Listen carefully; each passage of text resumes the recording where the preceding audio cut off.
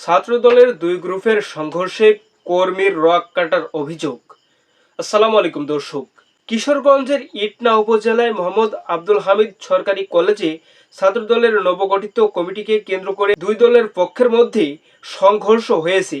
সংঘর্ষের সময় ছাত্রদলের এক কর্মীর পায়ের রক কাটার অভিযোগ পাওয়া গেছে। এছাড়া আরও একজন আহত হয়েছেন। দর্শক, সোমবার 5 মে বেলা 11:30টার দিকে কলেজ প্রাঙ্গণে এ ঘটনা ঘটে।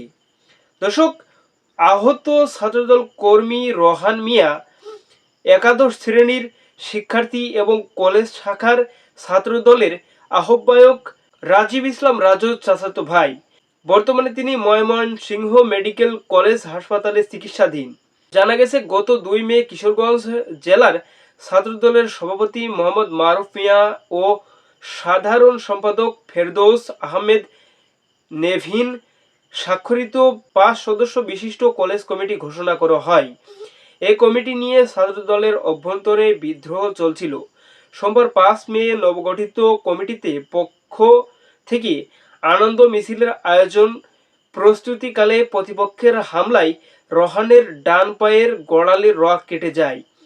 এ সময় কলেজ শাখার আহ্বায়ক রাজীব ইসলাম রাজু ও আহত হন। রাজীব ইসলাম রাজু অভিযোগ করেন, আমরা শান্তিপূর্ণভাবে মিছিলের প্রস্তুতি নিচ্ছিলাম। এ সময় উপজেলা ছাত্রদলের আহ্বায়ক আজমানুর রহমান সুজন আওয়ামী লীগ সমর্থিত লোকজন নিয়ে হামলা চালায়। তবে আজমানুর রহমান সুজন অভিযোগ অস্বীকার করে বলেন, এটি পরিকল্পিত ষড়যন্ত্র। আমি নিজেই রাজুকে আহ্বায়ক করার প্রস্তাব দিয়েছি। রহানের পা কাটার ঘটনাটি কলেজের বাইরের অন্য একটি ঘটনার সঙ্গে জড়িত। সংঘর্ষের খবর পেয়ে কলেজে গিয়ে পরিস্থিতি নিয়ন্ত্রণে আনি, বিষয়টি থানা পুলিশকে জানাই। দর্শক, বুঝতে পারছেন, বেশ কিছুদিন ধরে হাসিনা সরকারের আমল থেকেই কিন্তু শিবিরের প্রতি একটি ক্ষোভ ছিল মানুষের। তারা পায়ের রগ কাটে মানুষের, কিন্তু এই অভিযোগ যে বানোয়াট তা কিন্তু প্রমাণ হয়েছে। ছাত্র শিবিরের আচরণে কিন্তু মানুষ মুগ্ধ হয়েছে। কিন্তু এরই মধ্যে কিন্তু আবার ছাত্র দলের বিপক্ষে একটি অভিযোগ আসছে যে পায়ের রগ কাটার বিষয়টি। দর্শক, জনগণই বলে দিবে এবং সময়ই বলে দেবে কারা সঠিক কারা বেঠিক।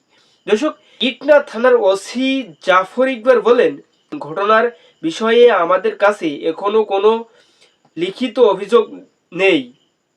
দর্শক, এই ছিল আজকের সর্বশেষ আপডেট নিউজ। সকল প্রকার আপডেট নিউজ সবার আগে পেতে আমাদের চ্যানেলটি সাবস্ক্রাইব করে পাশে থাকুন। ধন্যবাদ সবাইকে। আল্লাহ হাফিজ।